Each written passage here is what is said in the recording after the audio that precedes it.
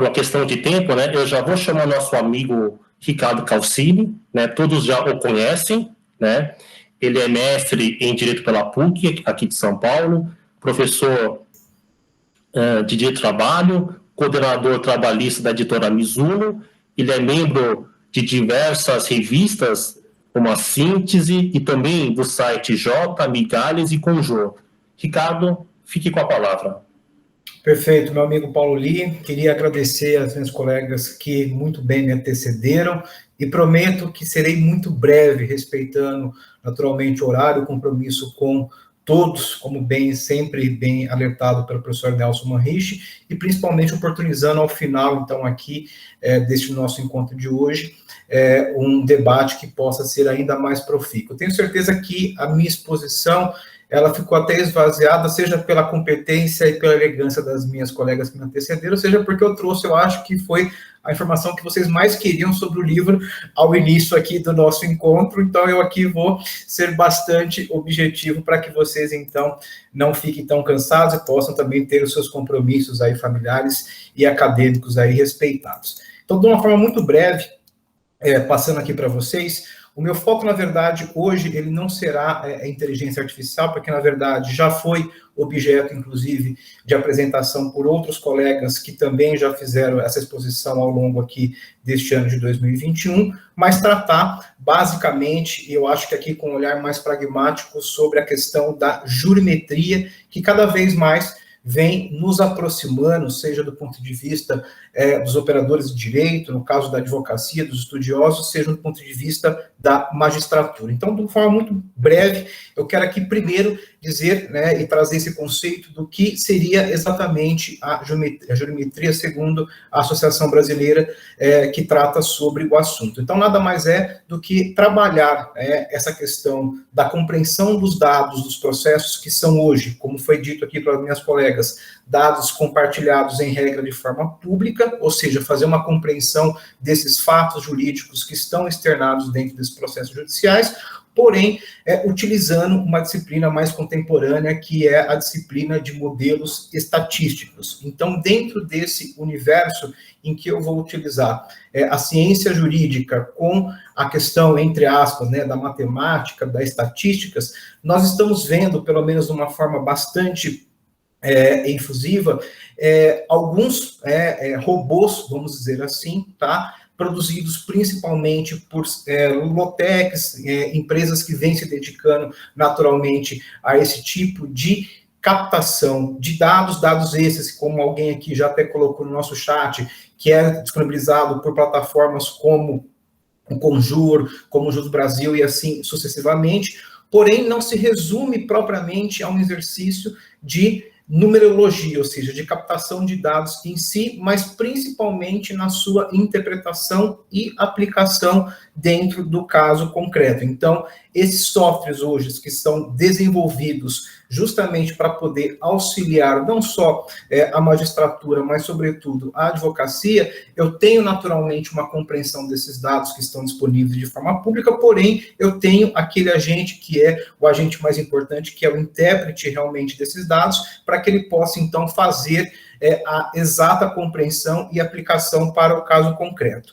E aí um exemplo que é dado de forma bastante recorrente diz respeito a estudos de comportamentos de padrões decisórios. Sei que aqui temos juízes do trabalho, e aqui, por favor, não quero me dirigir a nenhum colega, nenhuma colega em particular, mas os estudos são feitos não só a partir de decisões proferidas em primeiro grau, como também decisões em segundo, e também nos tribunais superiores. Então, um exemplo muito recorrente que se fala sobre jurimetria é, por exemplo, a tal da parametrização dos danos morais. Ou seja, quando você entra, e aqui trazendo um exemplo concreto para a nossa área trabalhista, eventualmente eu tenha, infelizmente, um falecimento de um trabalhador por um acidente típico, e aí, de repente, se ingresse com uma ação indenizatória, pleiteando um determinado montante no que diz respeito aos danos morais. E aí se faz justamente esse estudo preditivo para poder analisar exatamente qual seria o comportamento, ou seja, uma certa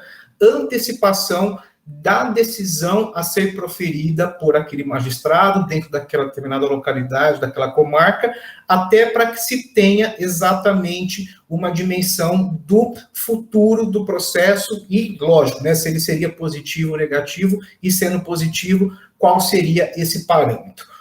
Um estudo que foi feito agora, principalmente aqui pós-pandemia, e que criou justamente essa tecnologia, foi o termômetro Covid-19 dentro do Poder Judiciário Trabalhista. Ou seja, esse estudo, hoje, nós temos aqui condições de fazer uma compilação não só de números, né, de ações trabalhistas que estejam ligadas direta ou indiretamente com a temática do Covid-19, mas principalmente o valor do que está sendo discutido nesses processos, o tipo de pedido que se está trazendo por parte, então, ali, em particular, do reclamante, exatamente qual é a exata dimensão da distribuição geográfica dessas ações nos 24 tribunais que nós temos aqui no Brasil afora, e principalmente a chance de êxito que nós estamos tendo em relação a uma determinada pretensão. Então, por exemplo, nesse termômetro da Covid-19, muito foi estudado à época, quando começou a pandemia, sobre a controvérsia entre o fato príncipe a respeito da sua aplicabilidade ou não dentro do Poder Judiciário, e qual seria a resposta, então, da magistratura em relação a esse pedido. Então, esse é um exemplo concreto que a gente pode aqui colocar em números para saber exatamente a dimensão de um tema em particular, que é a Covid, usando o estudo, então, da jurimetria. Muito bem, e como que nós podemos trazer isso para a área do direito e principalmente aqui já pensando dentro da área da advocacia? Primeiro aspecto, e aí sempre com uma visão mais pragmática. Hoje é possível, né, fazer essa visualização não só naquele sistema de consulta de processos de terceiros, já que nós estamos vivenciando hoje o famoso PJE, ou seja, a tramitação, quem redige, qual é a temática, mas principalmente colocar isso em quantidade, ou seja, saber exatamente quem e quais são realmente essas teses jurídicas que estão sendo hoje veiculadas em relação a determinada pretensão, os argumentos que vêm sendo mais aceitos, outros que vêm sendo rejeitados, e principalmente a criação de um padrão de construção de elaboração da peça. Eu achava particularmente que isso não fosse uma realidade, até que certo dia, em um treinamento corporativo, soube por um escritório de advocacia que houve, né, a criação de um padrão de construção, de elaboração de peça com base de dados em jurimetria, utilizando exatamente argumentos que o judiciário, em relação àquela determinada pretensão, determinado cliente, vem aceitando com maior recorrência. Isso, em certa medida, acabou racionalizando por demais o trabalho, então, do próprio corpo jurídico dos advogados, porque, na verdade, não precisavam mais buscar, né, novas pesquisas, trabalhar teses, porque tudo isso já estava parametrizado e, principalmente, de acordo com o entendimento que estava sendo construído para aquele cliente em determinada matéria. E aí entra exatamente a posição do Poder Judiciário em relação a determinadas pretensões. Por quê? Porque hoje, pelo menos de uma forma bastante incipiente, eu diria até artesanal, nós fazemos pesquisas jurisprudenciais no Jus Brasil, nos próprios portais jurídicos dos tribunais, de uma maneira muito, né, pincelada, ou seja, pegando 1, 2 ou 3 precedentes no máximo, e aí levando isso dentro dos nossos arrazoados, dentro da nossa sustentação oral, para poder, na verdade, fazer um convencimento maior a respeito, então, daquela tese para o magistrado. A jurimetria, ela vem, na verdade, para otimizar esse sistema e, principalmente, fazer uma análise muito mais assertiva de como aquele determinado magistrado, aquela turma ou aquela Câmara tem historicamente se posicionado em relação a este assunto.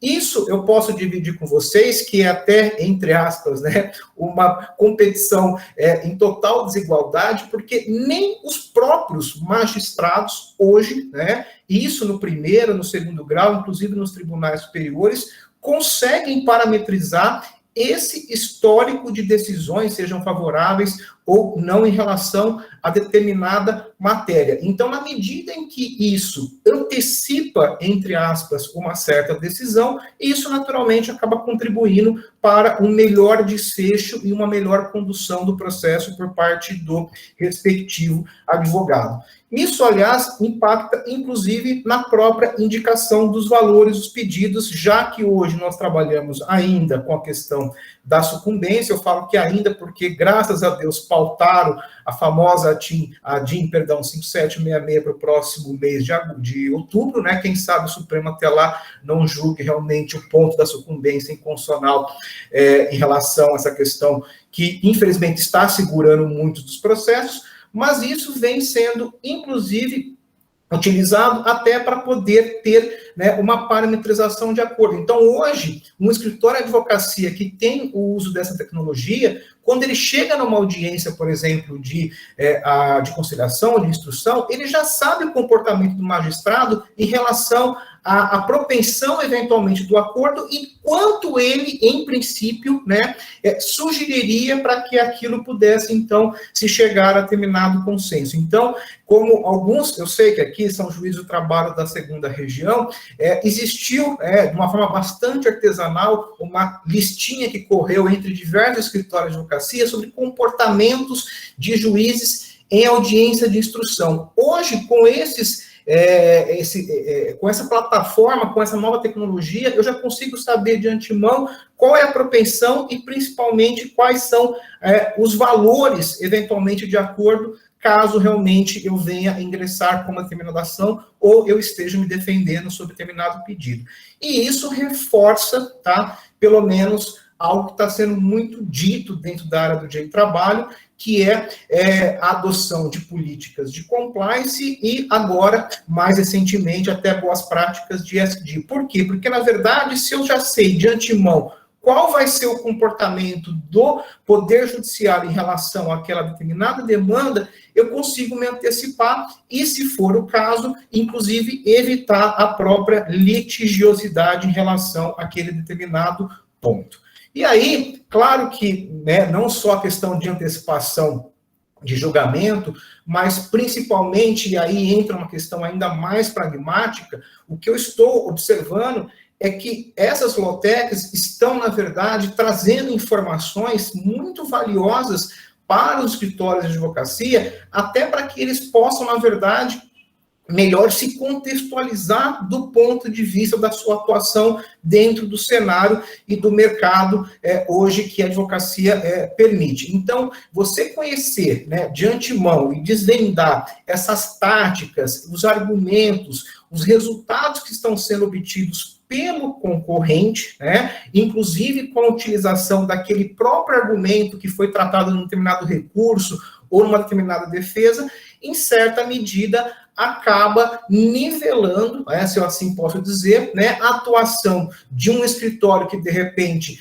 tem essa mesma tecnologia, de um escritório que não tem essa tecnologia, que, na verdade, aposta muito mais na pessoa e na capacidade do seu profissional, mas que, uma vez que isso é exteriorizado no papel e isso é divulgado pelo Poder Judiciário, acaba sendo naturalmente absorvido, então, por aqueles que não têm o mesmo corpo de profissionais, mas têm a tecnologia a seu favor. E isso, naturalmente, já é uma realidade, porque, por exemplo, hoje, um determinado cliente vai fazer uma captação de um determinado escritório de advocacia no mercado, o famoso bid. Então, ele coloca lá a sua situação, faz uma pesquisa de preço no mercado, e aí o escritório e o profissional que tem o uso da jurimetria, ele consegue fazer um mapeamento, um verdadeiro diagnóstico do cliente, antes mesmo do cliente vir a conversar com ele. Ou seja, ele vai saber de antemão qual é o problema, quais são as ações mais recorrentes, aonde está realmente,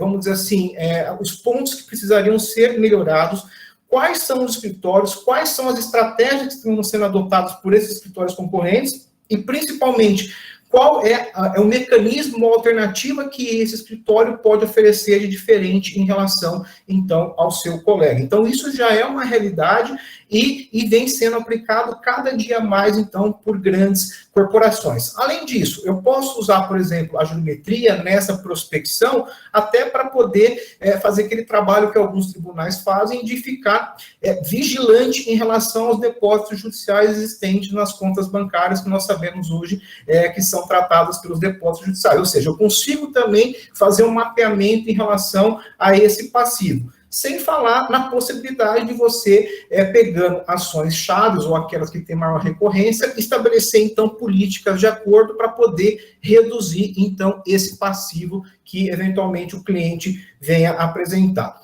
E, para isso, naturalmente, fala-se muito, e as minhas colegas que me antecederam bem já trabalharam, sobre essa questão da advocacia 4.0. É claro que eu não estou propondo aqui para os senhores e para as senhoras que, entre aspas, o robô ou essas low-techs venham a substituir efetivamente o profissional. Por quê? Porque, na verdade, é ele que vai fazer, como eu disse no início da minha fala, a interpretação e, principalmente, a tomada de decisão para o caso concreto, seja para poder racionalizar o seu tempo, seja, eventualmente, até para buscar cada vez mais aí uma prospecção maior e, naturalmente, o faturamento do seu escritório. Então, a ideia é, na verdade, que a jurimetria ela possa ser utilizada para trazer maior assertividade em relação às decisões que cada vez mais criam impactos, sejam elas positivas ou negativas, nas demandas judiciais. E, claro, né, se não houver a demanda judicial, mas que ela possa ser, em certa medida, antecipada e, naturalmente, reforçar aqueles dois pilares que eu comentei há pouco, que é a questão do compliance e as boas práticas de ESG. E aí, né, eu posso concluir, então, dizendo que hoje, dentro dessa advocacia 4.0, a jurimetria ela vai trazer cada vez mais essa assertividade, essa análise preditiva e, claro, vai acabar, em certa medida, antecipando cenários que podem acontecer, que possam ser apresentados em relação a determinados processos. E aí, claro que eu não poderia aqui não me furtar de falar, pelo menos, não vou dizer os nomes das plataformas, mas aquilo que elas efetivamente acabam coletando em relação a dados. Então, por exemplo, o número de decisões judiciais no caso de sentenças de procedência ou improcedência em relação a determinada matéria, a questão do volume de processos sobre aquele ponto em particular, como os tribunais vêm se comportando sobre, né, a aplicação de determinada tese jurídica, como o magistrado, né, vem naquela localidade decidindo sobre aquela demanda, o histórico de decisões envolvendo o próprio colegiado ou, eventualmente, até os ministros das cortes superiores e, naturalmente, as linhas argumentativas mais exitosas de acordo, naturalmente, com o tipo de demanda. Sem falar, naturalmente, das provas judiciais, nós estamos falando hoje no contexto de novas tecnologias, que vêm sendo mais aceitas pelos respectivos magistrados. E tudo isso que falo, em certa medida, já existe, né? Eu poderia dizer que, ao fazer a leitura desse relatório geral que é publicado anualmente pelo Tribunal Superior do Trabalho, em certa medida, eu posso dizer para vocês que já há, né, uma jurimetria sendo implementada pelo Poder Judiciário Trabalhista. E com base nesse relatório, por exemplo, que eles fazem a coleta de acordo com essas informações que estão aqui no slide, eu consigo saber desde questões orçamentárias, número de juízes, tipos de demanda, tempo médio de duração do processo, até analisar, eventualmente, dados mais interessantes e do ponto de vista judicial. Então, eu tomei a liberdade de pedir autorização, porque falei com o ministro mais cedo em relação a essa minha exposição, para poder reproduzir exatamente parte da sua apresentação sobre a atuação da advocacia dentro do Tribunal Superior do Trabalho. Hoje, por exemplo, nós temos em torno de 18% de decisões que são proferidas de forma monocrática, sendo que, na verdade, praticamente, né, 5% são objetos de embargo de declaração e nem 3% chegam à subseção de dissídios individuais número 1 do TST, o que representa a falta, né, ou praticamente a ausência de uniformização de entendimento do judiciário em razão desse pequeno percentual de casos que são levados realmente à subseção que é responsável pela uniformização da jurisprudência em todo o Brasil. Além disso, nós temos taxas, né, de recorribilidade, então vocês estão vendo aqui, olha, do tribunal, perdão, da vara para o TRT, ou seja, praticamente 70% das pessoas recorrem para os tribunais regionais do trabalho. Esse número cai um pouquinho quando sai do TRT para o TST chegando a 60%, e para o Supremo, então, despenca, né? Nós não temos nem 8% aí de recorribilidade em matéria do direito do trabalho. Aqui alguns assuntos que são mais recorrentes e que foram apontados nessa pesquisa, e o que eu gostaria de chamar mais atenção para os senhores e para as senhoras, já que a minha atuação e a minha expertise está focada mais nessa recorribilidade extraordinária dentro do Tribunal Superior do Trabalho. 85% dos processos que são levados ao Tribunal Superior do Trabalho sequer são conhecidos, né, no caso dos recursos, muito menos providos. Ou seja, eu tenho uma taxa hoje que a regra é não provimento, é não conhecimento de recurso pelo TST, e a exceção é que realmente é que essas decisões sejam objeto de reforma. E aqui está, ano a ano, pelo menos nos últimos 3, o índice de reforma quando eu subo diretamente um recurso de revista. Lembrando que nós tivemos uma mudança importante no sistema recursal trabalhista, de 5, 6 pontos que você tem no RR, se você sobe um, o resto você precisa agravar para levar a questão para o TST, o que não existia tempos atrás, mas quando sobe o RR direto, a taxa de mudança no TST, ela cresce exponencialmente, até porque isso acaba sendo muito bem visto pelo próprio tribunal,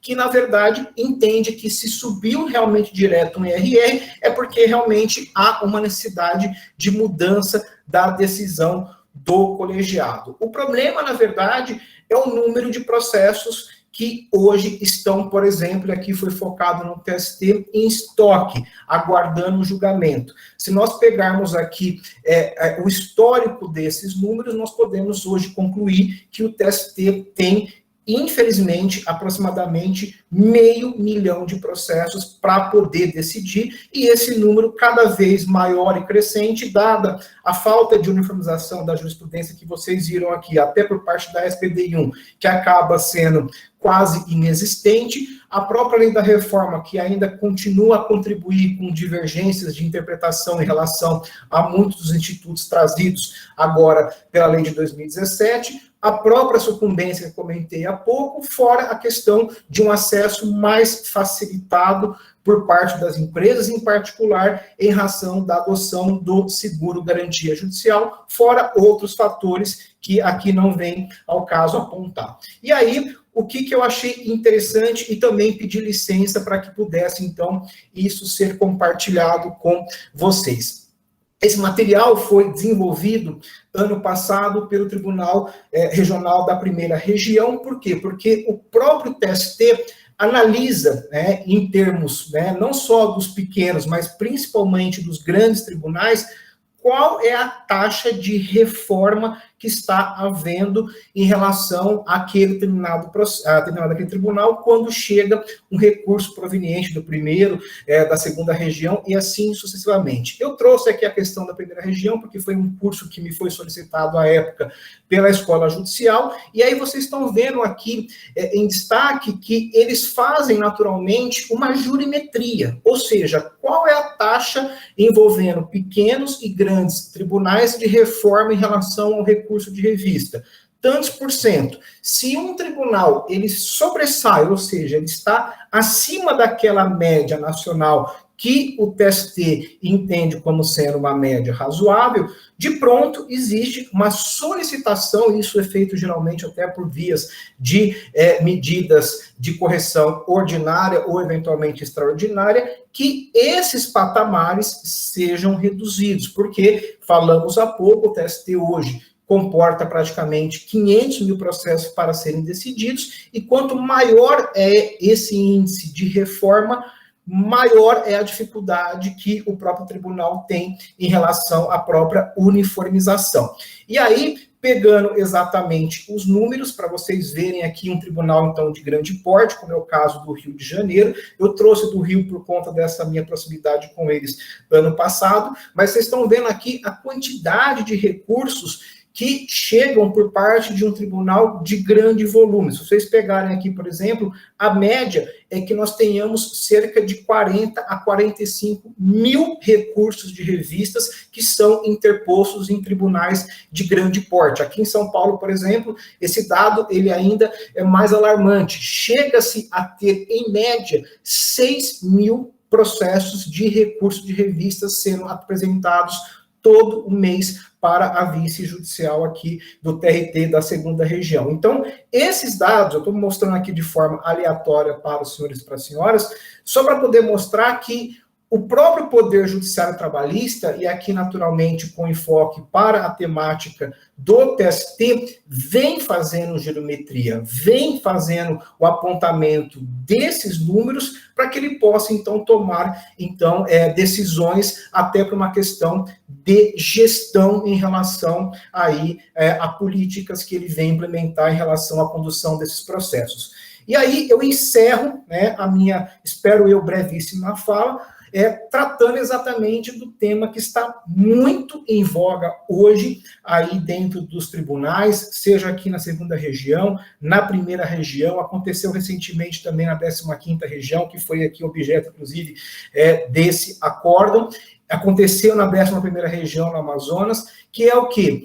As próprias partes, tá, utilizarem da jurimetria, expressão inclusive utilizada aqui pelo próprio tribunal, para permitir se aquele determinado processo será ou não julgado por aquela determinada corte. E aí todos aqui sabem que a empresa de aplicativo que tem maior aí notoriedade, pelo menos, e que vem sofrendo esse maior número de ações, vem trabalhando com jurimetria para permitir que alguns processos sejam julgados e outros não. E aí o que está acontecendo? Está havendo um sistema de redesignação por parte do judiciário que gostaria de fixar o precedente, e muitas vezes o acordo ele é feito de forma proposital para que esse caso não seja então julgado, o que agora, mais recentemente, vem causando até decisões não homologatórias desses acordos e, naturalmente, a fixação de precedentes em sentido contrário aos interesses,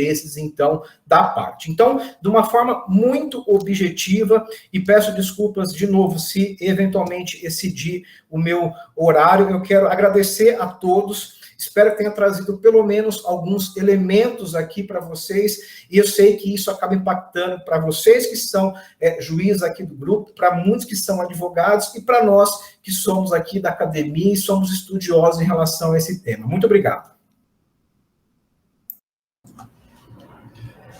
Bom, muito bem, doutor Calcini, doutora Semírio, doutora Manuela, eu queria agradecer, porque apesar de eu já ter participado com vocês dessas discussões tantas vezes nos nossos encontros do grupo, acho que a exposição ficou acima da expectativa, porque conseguiram trazer dentro de uma linha do nosso problema aí do processo digital, temas de extrema relevância. Nosso tempo está bem curto, a gente já está aqui às 6h20, então, acho que a gente poderia tentar concentrar aqui rapidamente algumas discussões. Eu vou suscitar, então, que os expositores falem um pouco sobre aquelas questões que nós levantamos. E tem aqui muita discussão no chat, acho que é interessante aí todo mundo que puder dar uma olhada, né? E a gente não tem conversado aqui, como fazemos presencialmente, mas o chat é um local interessante em que os temas vão sendo debatidos. Mas eu queria aproveitar, já que o Calcini terminou, Calcini, diante de tantas informações interessantes dessa constatação sua, de que nós já temos uma realidade da jurimetria sendo utilizada, o próprio tribunal já faz isso, né? Essa informação da política de restrição de casos quando o tribunal está acima da média, é uma coisa que é muito interessante saber. Eu faço uma pergunta a você. Qual é a solução diante dessa realidade em que nós temos, sim, o levantamento dos dados, nós temos, sim, uma diversidade de armas, que paridade de armas, alguns têm acesso, outros não têm acesso. Como é que se faz? Proíbe-se a jurimetria, a informação dos dados, como fez a França, por exemplo, ou pensamos no mecanismo de dar acesso a esse sistema para todo mundo? O que você imagina? Vamos para o lado de dar acesso a todos terem a mesma informação, que tem custo e uma série de problemas, ou vamos restringir a informação para deixar todo mundo na mesma condição de igualdade? O que você acha? Muito bem, Biel, de forma muito objetiva, eu acho que toda restrição acaba, na verdade, cerceando, né, um direito aí da parte que tem, na verdade, essa prerrogativa de poder melhor exercitá-lo. Então, eu vejo que o outro lado da moeda que você bem colocou, talvez seja a melhor solução, ou seja, explicitar essas informações para todos, até porque o Cacá, que está aqui no nosso grupo, uma vez até comentou aqui com a gente, é uma discrepância, perdão, muito grande, né? Você ter uma informação privilegiada, entre aspas, com base nesses recursos, em detrimento da parte que não tem, né, essa informação e não consegue trabalhar com igual capacidade, então, para convencimento do magistrado. Então, nesse aspecto, eu acho que proibir não me parece ser a melhor solução, mas sim, trazer um tratamento que seja igualitário e justo para todos. O tribunal pensa nisso? Você chegou a avaliar se já há alguma preocupação em viabilizar esse acesso ou criar mecanismos de igualdade de armas em relação ao conhecimento dos dados, ou isso ainda é uma questão apenas acadêmica?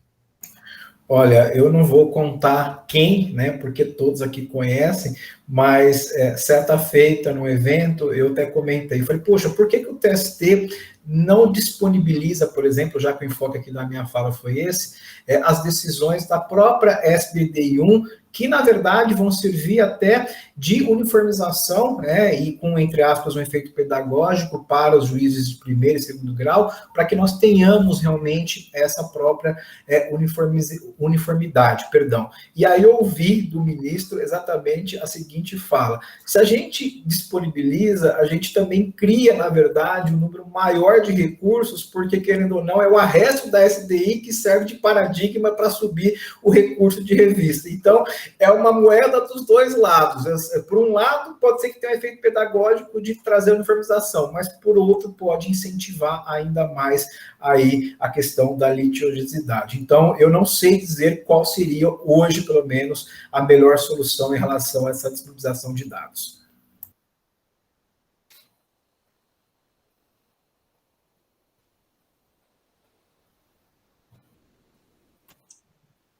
Acho que está sem som, né? Microfone, Bel.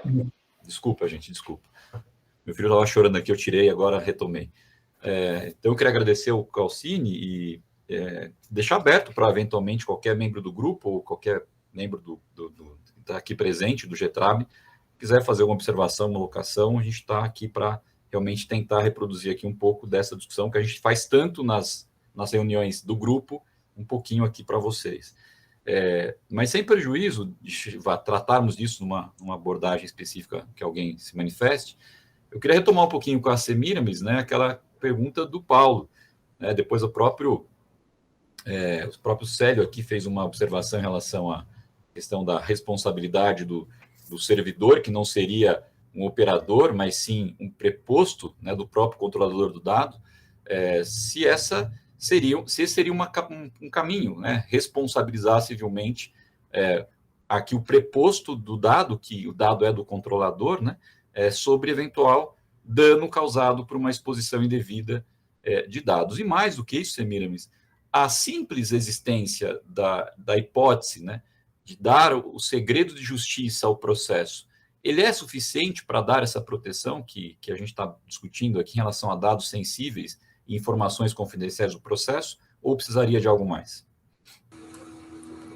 Obrigada, Carlos, por retomar aqui as perguntas. Eu vou, como o Ricardo, tentar ser um pouco mais objetiva. É um tema espinhoso, a gente não tem muita regulamentação suficiente para afirmar com 100% de certeza. A contribuição do CEL é muito importante, porque, em primeiro plano, a gente precisa identificar corretamente quem são esses agentes, seja na forma de um controlador, que é quem realmente vai ter ali um poder maior do que quem é um mero operador em relação a esses dados, e nivelar, obviamente, os níveis de responsabilidade. O artigo 42 da LGPD, ele regulamenta o tema passível aí de indenização por danos materiais, morais causados. O próprio exemplo que eu trouxe ainda há pouco sobre a possibilidade de uma perícia no código-fonte dos aplicativos, havendo um vazamento de um segredo industrial, eu tenho até dificuldade de mensurar o tamanho dessa indenização e a potencialidade dos danos aqui causados. Então, creio eu que, diante da insuficiência, da obscuridade que reveste o tema, é muito mais aconselhável que, de modo geral, né, os operadores, não vou enfatizar aqui a quem seria o operador, a quem seria o controlador, enfim, sob pena até mesmo de nós gerarmos aí um arrefecimento da atividade judicante com medo de estar o tempo todo passível de ser, enfim, um tipo de indenização, nesse sentido, ou um vazamento, não é? Mas de que nós possamos atuar em um viés preventivo. Então, até mesmo respondendo a segunda pergunta, se a prática desse tratamento de dados mais acurado, cuidadoso, deveria ser somente processo sob sigilo, entendo eu que, muito pelo contrário, nós não deveríamos nos limitar somente àqueles feitos que correm em segredo de justiça, sob sigilo, mas, de modo geral, havendo ali a veiculação de algum dado sensível, que se adotem práticas preventivas, cuidadosas, responsáveis, parte de todos os agentes do tribunal. Então, quase como um dever geral de cautela, para que nós não tenhamos que entrar nesse viés mais reparatório de indenização. Perfeito, obrigado, Semíramis. E, doutora Manuela, para não deixar sem resposta aquelas indagações que eu sugeri no final da sua apresentação, então vamos retomar aqui, né? Primeiro, é possível estabelecer uma convenção processual, um negócio jurídico processual, no próprio contrato de trabalho, ou isso teria dificuldade em função da relação de desigualdade entre as partes? Depois eu complemento com a outra. Essa é a pergunta de R$1 milhão, né? É o problema mais atinente às convenções processuais prévias, né? Que as incidentais têm sido com muita facilidade aí absorvidas pelo judiciário. Mas, assim, é uma resposta que eu teria que desenvolver com detalhamento. De modo geral, eu penso, né, essa é a conclusão que eu tive do meu trabalho de dissertação, que esse modelo rígido de proteção, né, extraído a partir da característica de indisponibilidade de alguns direitos trabalhistas e da desigualdade material das partes, do artigo 9º, no 468 da CLT, elas condicionam a validade da negociação durante a vigência do contrato de trabalho, né, para se operar as alterações contratuais nele, né, mas vai depender do resultado no contexto global do negócio jurídico não significar prejuízo ao empregado, né. Então, isso é um modelo rígido de proteção, cujo limite vai ser a não significar prejuízo ao empregado. Agora, em juízo, se o empregado quiser invalidar essa negociação, ele vai ter que comprovar. Já o modelo do artigo 190, como eu falei na exposição, ele é um modelo flexível de proteção, né? Ele não se estabelece por presunção. Ele admite que qualquer vulnerabilidade seja anunciada no processo como causa de invalidade, né? Não só hipossuficiência, a vulnerabilidade informacional, a técnica, jurídica, enfim, é aberto, né? E a grande diferença desses modelos é que a parte que quiser invalidar a convenção processual, ela vai ter que comprovar o prejuízo processual, tal qual como acontece na invalidação de negócio de direito material no contrato de trabalho, né? Mas ela vai ter também o ônus de comprovar a manifesta situação de vulnerabilidade presente no momento da celebração, né? E aí eu tentei traçar o que significa, então, a vulnerabilidade capaz de interferir no objeto processual, que seriam condições pessoais ou até circunstâncias involuntárias, temporárias ou até permanentes, que forem capazes de influenciar de forma negativa o exercício real e a livre manifestação da vontade sobre o objeto processual. E eu acho que uma grande observação nesse ponto, sabe, Carlos, é segregar a questão da vulnerabilidade com o contrato de trabalho de adesão, que há realmente muita confusão, né? A ausência de espaço de negociação sobre as cláusulas contratuais vai ser um assunto completamente separado da vulnerabilidade, né? O contrato de trabalho de adesão, ele enseja a proteção sob a abusividade da inserção da convenção processual, né? Então, a proteção recai sobre o equilíbrio contratual, né? Considerando o contexto global do que foi negociado, o que foi estabelecido no contrato, e os usos e costumes referentes a um negócio jurídico, né? Então, respondendo a tua pergunta mais diretamente, por exemplo, se num contrato, há uma convenção para opção pelo juízo 100% digital, né, e não havendo nenhuma outra razão de invalidade, ela vai ser válida, né, e ela tende a ser eficaz, né. Por exemplo, se num contrato de trabalho negociado comigo, né, e uma universidade, né, eu não sendo hipersuficiente, que é bem provável, né, em se tratando da remuneração de docente, né, nós convencionarmos o juízo 100% digital, que não for favorável para mim, de repente negociar com a universidade uma irrecorribilidade, né, de certo capítulo, que possivelmente eu já preveja que seja em meu favor, vai ser uma convenção processual válida. Então, é bem difícil dizer, né, a priori, mas eu entendo que se aplica o artigo 190 ao processo de trabalho e que as convenções, a priori, também são válidas e vai ser um ônus da parte comprovar mesmo a invalidade, segundo os critérios que estão lá no artigo 190, e que a doutrina vai, pouco a pouco, aprofundar o significado daqueles termos, né, jurídicos indeterminados que constam lá no parágrafo único.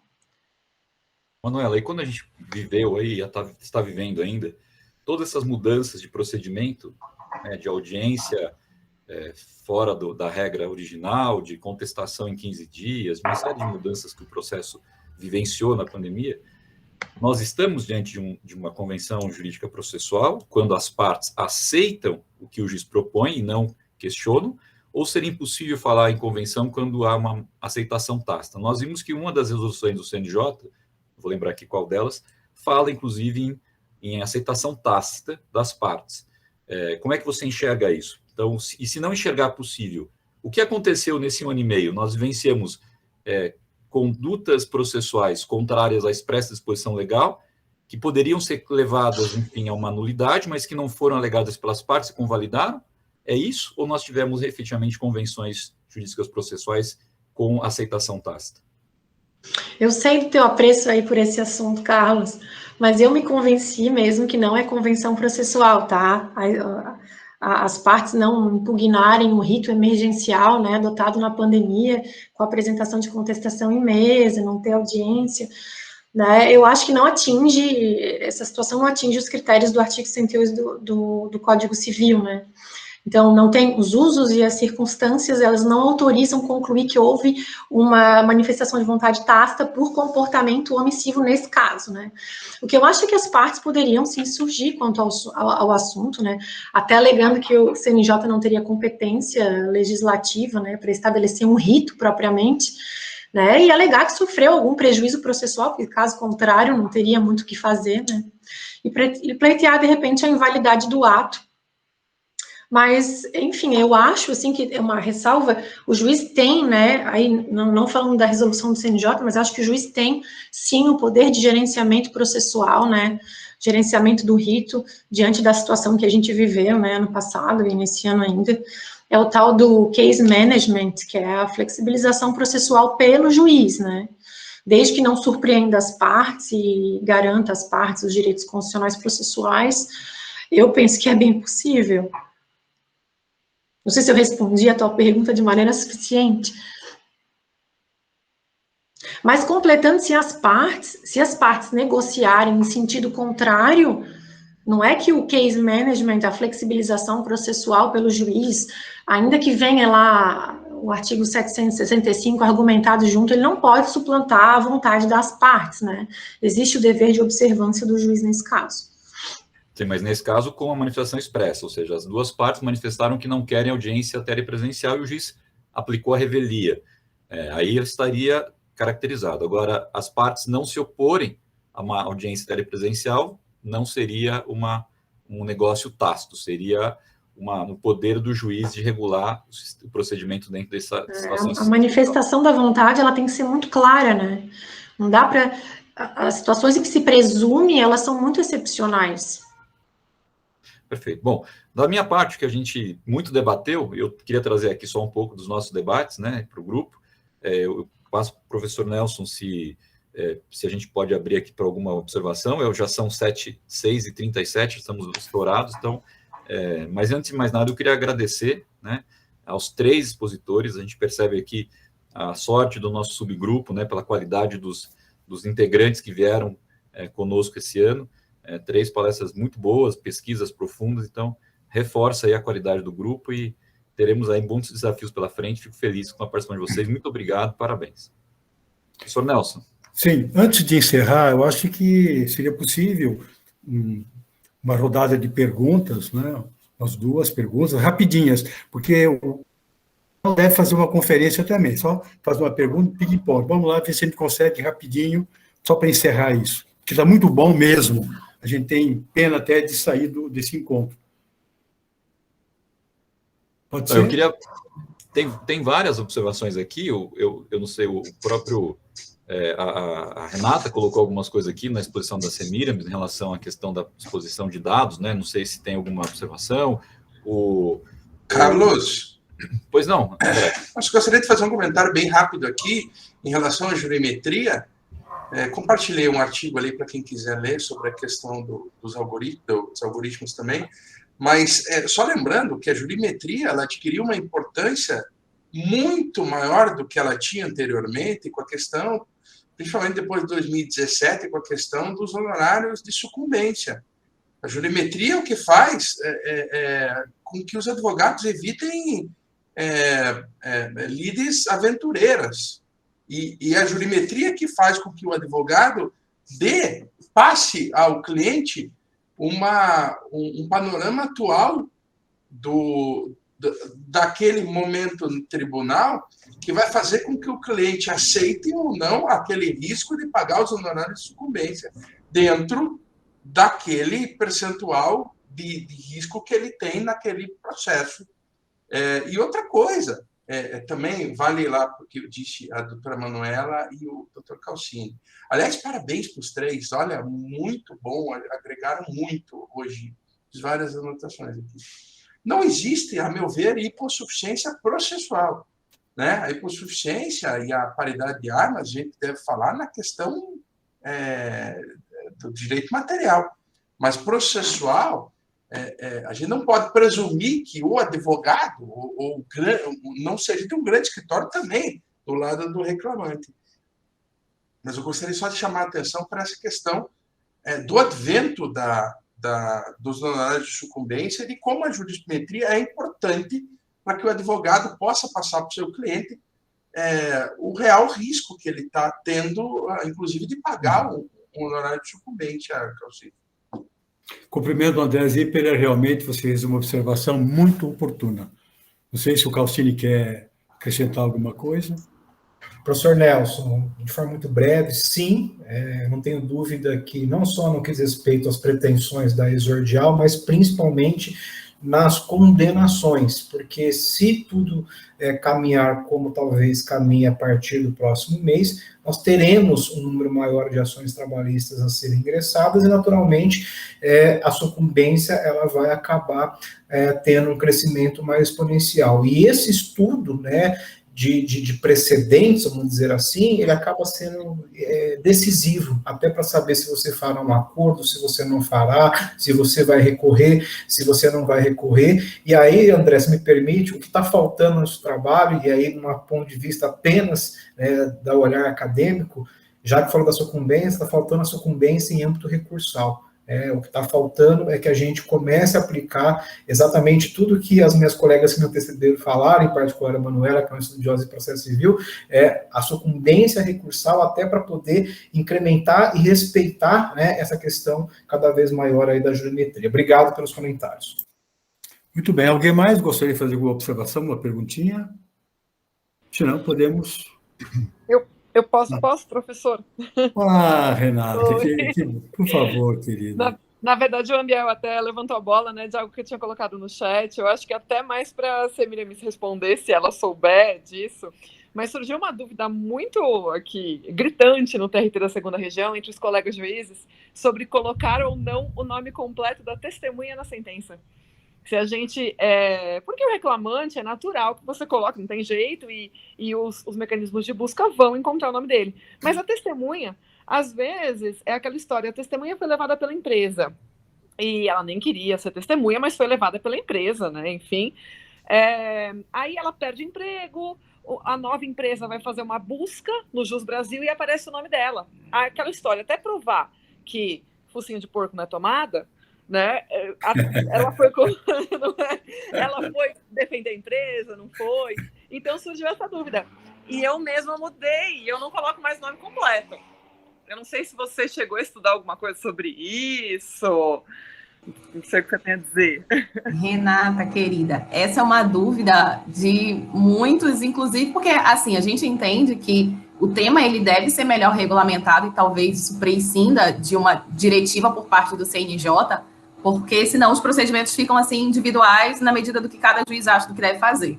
Mas, inclusive, houve um webinar do TRT2 também, que uma das magistradas, ela adota a sugestão de que você possa fazer um documento com a qualificação de partes e testemunhas à parte, não é? De modo que você pode fazer a referência na sentença, na ata de audiência, testemunha 1, testemunha 2, conforme qualificação anexa, para o próprio reclamante, para a própria reclamada. E aí seria uma solução que dispensaria a identificação, não é, dos nomes e preservaria o sigilo do documento anexo. Seria uma das alternativas.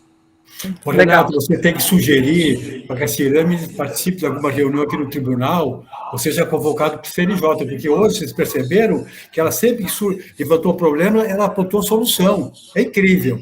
Bom, mas muito oportuna a sua questão, Renata. Muito, muito bom, muito bom. O que mais? Terminamos? Olha, eu acho o seguinte... Quando o Calcini fala, né, da probabilidade da informação da geometria, você gerar toda uma produção robotizada, né, tudo já pronto, as decisões prontas, né, o resultado já é sabido, tal. Lembrou um pouco de um movimento que a gente viveu recentemente, né, da industrialização, tudo é industrializado. Aí surgiu aquela padaria que faz o pão na mão, né, do jeito. Então vai ter o advogado que vai voltar às antigas de cuidar do processo de maneira pessoal. Também tem esse lado também, né? Você fica tudo industrializado, tudo robotizado, surge, por outro lado, aquele trabalho que é olhar um pouco fora do padrão. Então, tudo é possível. Então, acho que a gente tem uma transformação que é presente, não vai mudar muito, né? A tecnologia está aí, ela não vai desaparecer, a não ser que nós proibamos, e que é difícil fazer, mas também surge outro lado, que é o serviço que você vai dizer, eu não vou fazer aquele serviço que é o que todo mundo faz, vou fazer um serviço diferenciado. Então, há espaço para tudo, de qualquer forma, mesmo que a paridade de armas não seja tão clara, o bom advogado, né, fazendo um bom trabalho, ainda vai ter o espaço, como já é possível fazer um trabalho diferenciado, numa sustentação no tribunal, num despacho do desembargador. Então, acho que isso não é tão grave assim, mas é interessante esse debate que nos coloca dentro de uma concepção da evolução, né, da tecnologia versus o trabalho tradicional do advogado que vai lá e cuida do processo com as próprias mãos, né? Fora a surpresa e a contradição, né? A turma decidiu, num caso, exatamente o oposto está decidindo agora. Isso aí, hoje testemunha disso, ou seja, a geometria foi colocada no canto, foi zerado, não tem nada a ver com geometria, ou seja, havia uma previsão da tendência, mas foi exatamente contraditória. Jogou exatamente ao contrário do que vinha julgando aquela turma ou aquele determinado juiz. Enfim, mas muito bom, acho que foi excelente. Eu acho, assim, que uma grande apresentação tem por trás um planejamento e tem por trás coordenação. Então, eu acho que, em primeiro lugar, eu gostaria de ressaltar o trabalho importante do Ampiel e do Paulo Lee. Eles certamente convocaram os membros desse subgrupo, eles debateram e aí destacaram 3 para fazer a apresentação. Então, eles foram brilhantes na apresentação, mas eles expressaram o resultado de trabalho, debate e pesquisa de um grupo todo. Parabéns, Ambiel, parabéns, Paulo. Eu sei que vocês estão aí exercendo muito bem o papel de vocês. Da mesma forma, eu ia falar em relação ao nosso grupo. Nós falamos muito do Carlos, não tenha dúvida, Carlos, mas, além do Carlos, tem outros colegas que se dedicam, que trabalham, muitas vezes, anonimamente. Né? Isso faz com que o nosso grupo tenha uma identidade e tenha hoje um grande reconhecimento. Mas, voltando às apresentações, concordo, eu percebi aqui que todos elogiaram, e não é um elogio à toa que fizeram, é realmente porque foram apresentações espetaculares. Vocês sabem que eu organizo há muitos anos congressos, eventos, etc. E eu diria com naturalidade, com convicção o seguinte: qualquer um dos 3 que fizeram a apresentação hoje estariam escalados para participar de um congresso internacional ou de um debate de uma academia ou o que quer que seja. Realmente incríveis as apresentações, incríveis. E tem mais, eu acho que os 3 estrearam hoje, né? Eu tenho essa informação, que são estreantes na apresentação do grupo, foram felizes nisso, mostraram por que vieram. E eu quero dizer do orgulho que eu tive hoje ouvindo vocês falarem. Orgulho, satisfação. É um incentivo para a gente continuar fazendo com que o grupo avance mais, cada vez mais. Semiramis, você foi incrível, você expôs com naturalidade, impressionante, porque quando o cara fica lendo, tira um pouco a autoridade. Você não, você mostrou que você sabe, que você domina. A mesma coisa com o Ricardo, a mesma coisa com a minha conterrânea, a Manuela. Manuela, só tive uma pequena decepção com você. Você não teve sotaque, onde está o seu sotaque de Catarina? Não tenho, perdi. Ah, meu Deus do céu. Foi meu tempo em São Paulo. Foi o tempo em São Paulo, perdi. É o meu mal, então também perdi. Muito bom. Manuela, você fez uma exposição também incrível, incrível. Qualquer congresso tem que chamar você para falar desse tema. Realmente impressionante, Calcini, você entende de geometria e você, Semiramis, você é impressionante, incrível. Então, encerramos aqui. Eu acho que fizemos um trabalho espetacular e agora colocamos na nosso radar a programação para o ano que vem. Temos aí um desafio enorme, já lançamos uma ideia de discutir os 80 anos da CLT, olhando a sua trajetória e tentando